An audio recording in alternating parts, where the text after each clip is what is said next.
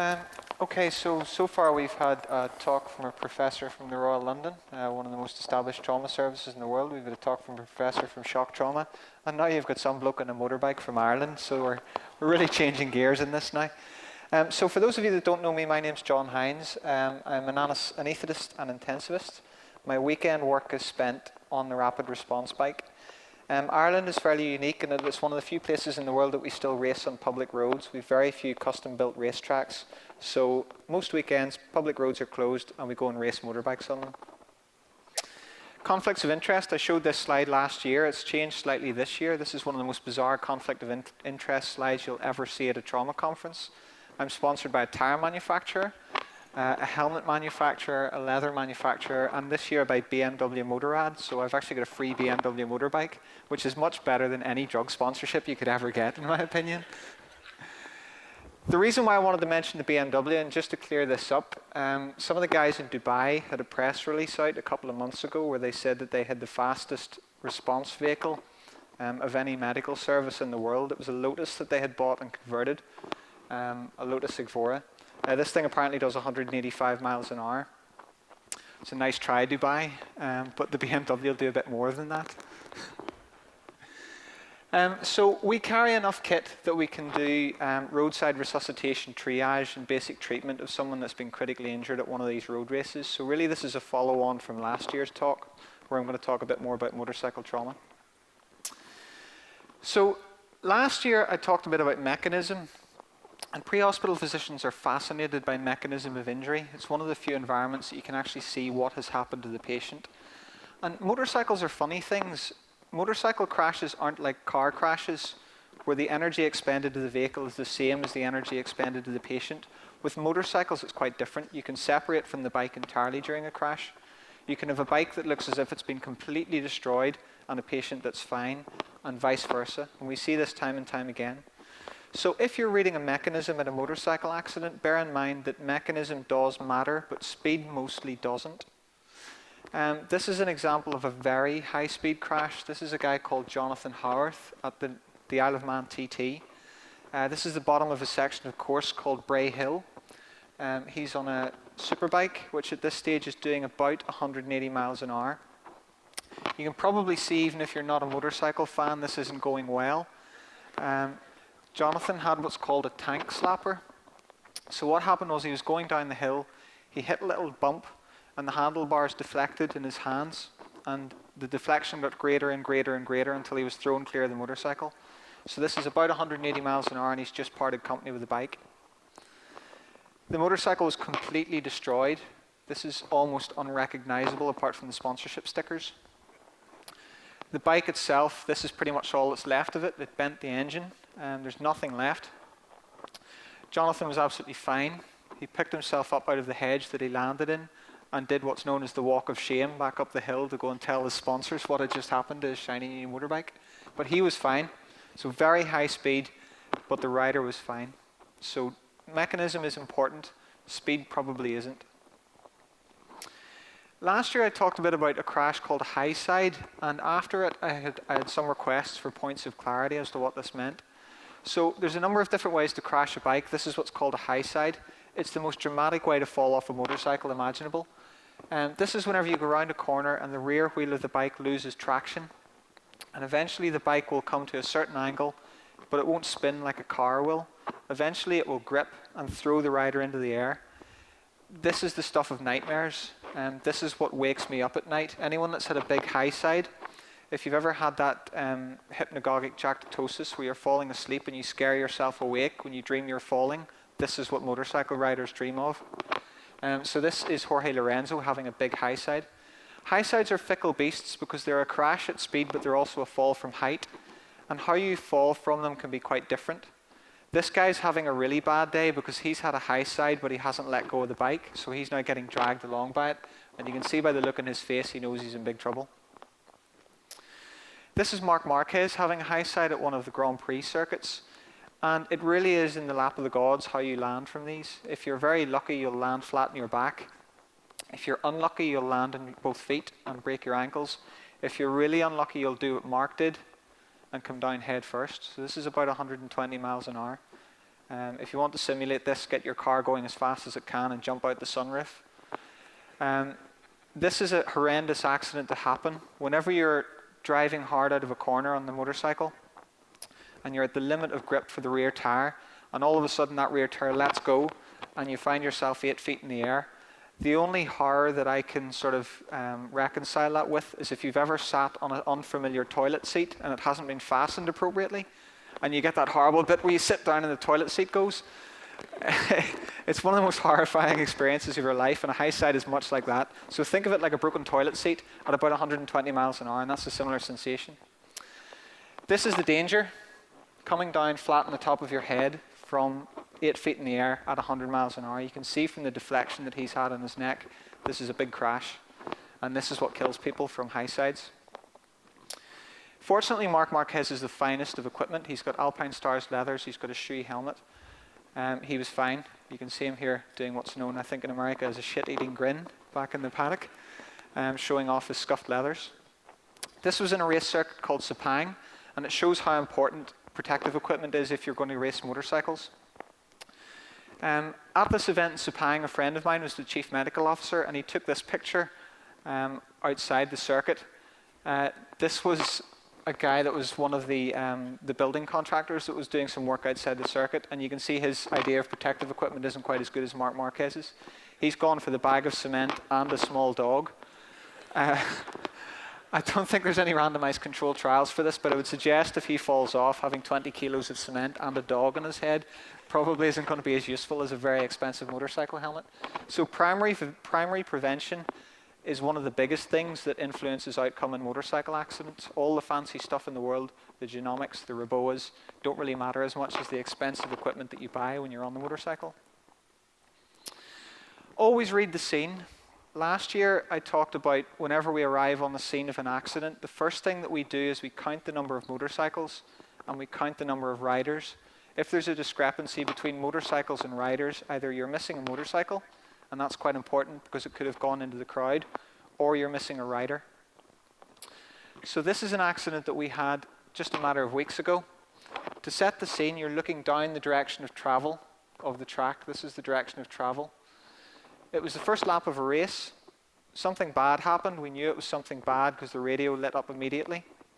We were on scene really quite quickly, within about 20 seconds or so. And the first thing I do when I pull up at a scene like this is I count the number of motorcycles. So I could see one, I could see some wreckage, I could see 2 motorcycles, and then I could see 2 riders. So initially on arriving on scene here, you pull up and you think, okay, 1 motorcycle, 1 rider, another rider, another rider. And then out of the corner of my eye, I caught another rider that was just making his way off the circuit. So he was hobbling out of the way. So all of a sudden we thought, right, we're missing a bike here. And unfortunately, the motorcycle that was missing was in this front garden. And in this front garden was a young lady who was watching the races with her children. So this is already bad. This young lady was called Violet McAfee. She is a real road race fan. She's watched from the same spot most of her life.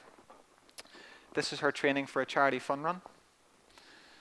And unfortunately, the bike had made its way, taken down a telegraph pole as it went, hit the back of this car where Violet was standing, and Violet's lying there. So Violet has gone from having a fun day out at the races, training for a marathon, to having a severe closed head injury and an incomplete amputation of her leg. This is point of injury medicine. You can see the scene. Telegraph pole's been flattened, the motorcycle's made its way in, it's destroyed the back of the car, and Violet is lying there. So the first thing we did when we arrived on scene is we did the basics. We established that she was unconscious but breathing. We also established that the scene was not optimal. There's a bike lying here on its side. If you look there, you can see petrol flowing under the scene. And this bike is lying here with all the wiring loom exposed and hanging down into that petrol with the petrol tank actually missing off the vehicle. You can see from the amount of damage done to the car, the speed at which this accident happened. So a lot of pre-hospital care is actually the basics. So what we did with this lady is we applied some oxygen, we cut her clothes, we applied a pelvic binder, and we scooped her out of that dangerous area. So we did that very quickly. And part of the benefits of our team is that we can, it's not just like having a doctor-paramedic team that I work in sometimes. with the advantage of having a team like ours is that we can drop a lot of resources onto it at any one time. So we've got 1, 2, 3 doctors and 2 advanced paramedics all on this lady very quickly, delivering meaningful interventions. So our thought process was unconscious, breathing, significant vascular injury to her leg, lying in a pool of petrol. So the first priority was get her scooped out of that petrol. So that's exactly what we did. This was the bike just outside the scene. You can see the telegraph pole that's been flattened on the way in, and that's us getting ready to move her. What we've also done is start to set up a kit dump. So we've split the team and we've decided this lady needs rapid, meaningful interventions to save her life and limb. So we've established that she's going to be scooped to a place where we can deliver meaningful interventions.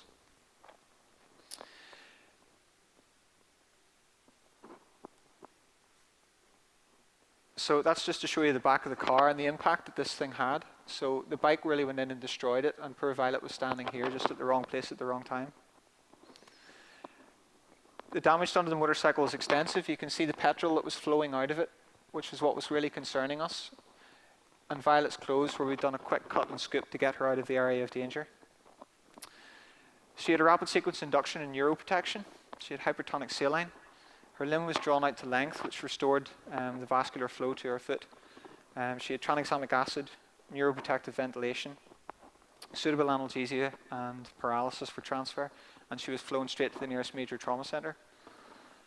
This is Violet 2 weeks after her injury. You can see her reading the paper with the actual article about her crash in it and the same picture that I showed you in the first slide there. So meaningful interventions delivered at scene quickly can make a huge difference to these patients. Violet had a fairly significant head injury, was ventilated for several days, had a long vascular repair to her leg, which she kept, and she's planning to come back to the Northwest 200 next year. So road race fans are mad. So rapid extrication, a quick bit about how to get a rider out of an area of danger. I'd like to give you some little clinical tips in these. So motorcycle leathers, if they're well fitted, they actually work really well as a good shock suit, and they work really well as a vacuum splint to move the entire patient. So if we've got somebody that we need to move in a hurry, so someone that's lying in an area of danger, maybe a bike's caught on fire, their sidecar's flipped over, what we do, or what you can do, is if you unzip their leathers and roll them up until they're tense, you've essentially got a shock suit that you can lift the patient with. This is roughly what it looks like. So you get as many people as you can around, but you can do this with 1 or 2 operators if you want to. Scrunch those leathers up until they're tight and the patient's well held by their own leathers, and simply pick them up and walk them out. Works really, really well. If you're going to cut the leathers, if you're going to cut a person out of a set of motorcycle leathers, you can't just take at them and have a go. You have to have a system. So if you're going to cut someone out of leathers, treat it a bit like an extrication from a vehicle.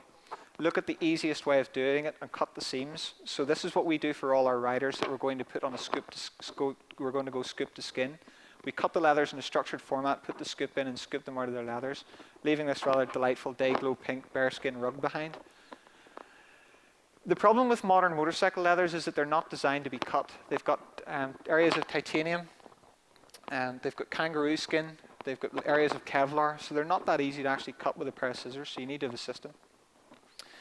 Last year, one of the things that I got lots of feedback on was the survival or the good outcomes that we had from what was essentially pre-hospital traumatic cardiac arrests. So I wanted to give you another 2 examples of that, just to reassure you that traumatic cardiac arrest can be turned around rapidly with meaningful interventions.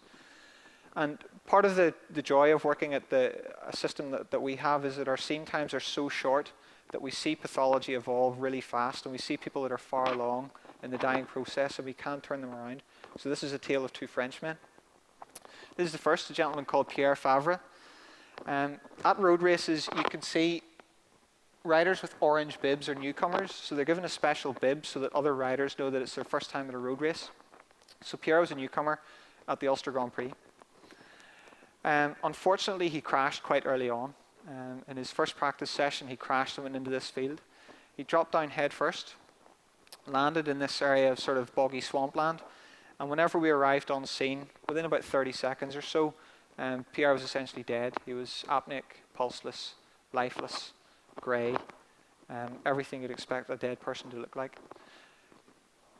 Again, we're quite privileged in that we can drop a lot of resources onto a patient very quickly. So we've got 1 doctor, 2 doctors, 3 doctors, 4 doctors. 1, 2, 3, 4 paramedics. And we run this like a trauma resus bay. So we've got a scribe, we've got someone in the airway, someone dedicated to thoracostomies, a pelvic binder going on, limbs drawn out to length, all very quickly. One thing that you'll notice is missing here is chest compressions. So if someone appears dead, we deliver all the interventions quickly at the same time, and then we reassess for a pulse. So that's exactly what happened with Pierre. He had a tube went down with a bougie in all instances, cold tube, bilateral thoracostomies, split his leathers, pelvic binder going on, his limb fractures being drawn out to length, and he's having a fluid bolus. So all the things that are meaningful in traumatic cardiac arrest were delivered really quickly to this guy. He got an output back, and at this stage, the scene changed. So we slowed down, we had an output, we started to run him like a major trauma instead of a traumatic cardiac arrest. So we started to pay attention to the fine details. We split his leathers, like I said, with a bearskin rug. We checked his binder position, which was not optimal. So we went from top to bottom, checked tube position, checked CO2, checked pupils, checked the thoracostomies that they're open, and we've identified that his binder was not optimally positioned, so we repositioned that. He's been scooped to skin, and we're already thinking about our extrication. So we've tried to keep ahead of the scene at all times. We know that this guy needs to get to a major trauma center, will be his next meaningful intervention. We wrapped him up to keep him warm. We've kept his socks on, just because they're sticking out the bottom. And we got this guy straight to a major trauma center. And he did very well. He got home to his family in France, which is a good outcome. Rider number 2 was this guy, a guy called Frank Petricola. Frank was also a newcomer at the Northwest 200. Frank's big ambition in life was to race the Isle of Man TT, and that's sometimes seen as the pinnacle in motorsport and road racing. To do that, you have to get a special license, and to get that special license, you have to do a certain number of road races. So Frank came to the Northwest 200. Northwest 200 is a bonkers event. It's crazy. From an outsider looking in, this is mad. These are all superbikes. The average speed around the Northwest 200 is about 115 miles an hour average speed. Maximum speed this year was 206 miles an hour. And this is on little roads with curbs and telegraph poles and spectators and stone walls. It's crazy. It's got cats, wildlife, you name it. All bets are off. As an indication of how crazy the Northwest 200 is, and I swear this is absolutely genuine, when you sign on as a racer for your first time at the Northwest, you get 3 items. You get a bottle of whiskey, you get a shot glass, and you get a King James Bible. How's that for reassuring when you're signing up? So Frank, a bit like Pierre, got a bit overexcited. At the end of the first qualifying session, Frank had a crash. We're quite privileged at the road races, and there's quite a lot of amateur and professional photographers that send us the cases. So we get beautiful images like this that we can reflect back on. So Frank lost the front wheel, lost traction, slid wide, and headed towards the rectocell bales. You can see the bike is already airborne, and Frank is following it in. So at this stage, Frank has 2 unstable cervical spine fractures. He's got a traumatic subdural, and he's broken his right humerus. The motorcycle continued, hit the telegraph pole, split in half, and exploded the petrol out of the petrol tank. Frank went in feet first, broke his pelvis and his femur. He spun round, gave himself bilateral flail chests. The bike continued off into the undergrowth. You can see in the background there an extremely anxious Mr. Whippy, who's watching this scene unfold, and all he can see is a flaming motorcycle coming over the wall at him. So he's desperately trying to select reverse gear there, I would suspect. The bike continued, so did Frank. And Frank came to rest, probably in what's the most difficult intubating position for a human being to land in, with the speed hump in place hanging over the back of a curb. First responders are vital in trauma. So this guy was actually crucial because he established that this guy wasn't talking, wasn't breathing, and he went some manner towards protecting his C-spine and most importantly getting help. So this is the scene as I arrived on it. So I arrived. The first thing I want to do, count the riders, count the bikes. I have 1 rider. I have no bikes. I have a big hole in the catch fence, and I've got a Mr. Whippy off in the distance. So the first thing I want to do before I get involved with Frank's care is to make sure that there isn't a line of hemophiliac children all queuing up for their 99 ice creams, because that changes the scene dynamic instantly. If I drop down onto my hands and knees, I'm going to be faced with looking at a row of rectocell bales, and I will have lost all manner of control over the scene.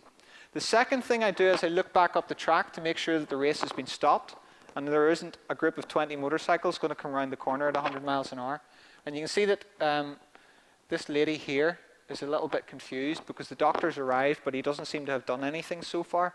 So you have to resist the urge to drop straight down and treat the patient. As soon as you do, you lose all this oversight that I have at the minute. Next thing I do is drop down and start treating the patient. You can see if I'd done that from the start, all I would be looking at is a big wall of green. Couldn't see anything else. Meaningful interventions were required. You can see we've got his helmet off now. Frank is a dreadful colour of blue.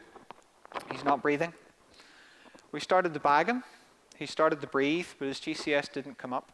So he had meaningful interventions delivered. He had a rapid sequence induction, bilateral thoracostomies. His leathers were cut, a pelvic binder was on, his femur was drawn out to length, as was his humerus. He had tranexamic acid. We did a secondary check down. We checked his tube position, checked his trachea, checked his chest, checked his thoracostomies, reassured ourselves that the binder was on, reassured ourselves that the Kendrick was out to length. We called for the police helicopter to fly us. Conveniently, just over the fence was a golf course, so this is the 18th hole of Portrush Golf Course that they landed the helicopter on. The damage that was done to his bike was quite significant. As you can see, it was ripped in half. The catch fence did its job quite nicely. It stopped the motorcycle from going any further. We loaded Frank into the aircraft and we flew him straight to the major trauma centre. Frank had a fairly sketchy time. It's fair to say he had a big inflammatory response from this. He had a massive transfusion, damage control surgery. He did very well. This is Frank this year at the Northwest 200, so he came back this year again. So 1 year on, Frank was back racing. Great success for the medical team. This is Frank's timing sheets. Frank, in 2014, did an average speed of 104. In 2015, he went 109. Not only did we save his life, we made him faster.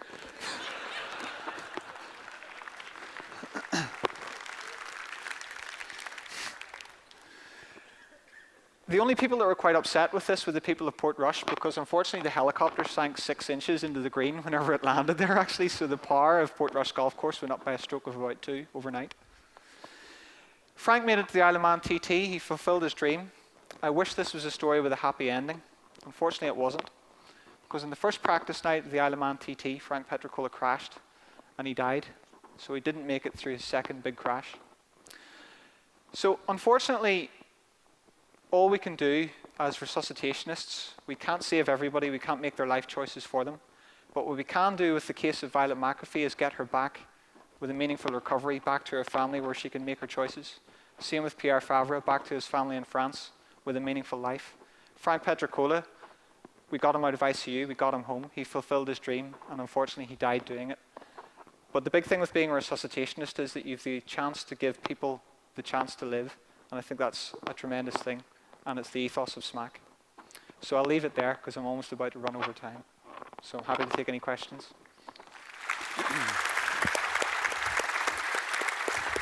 Well, thank you, John. That was an absolutely wonderful talk.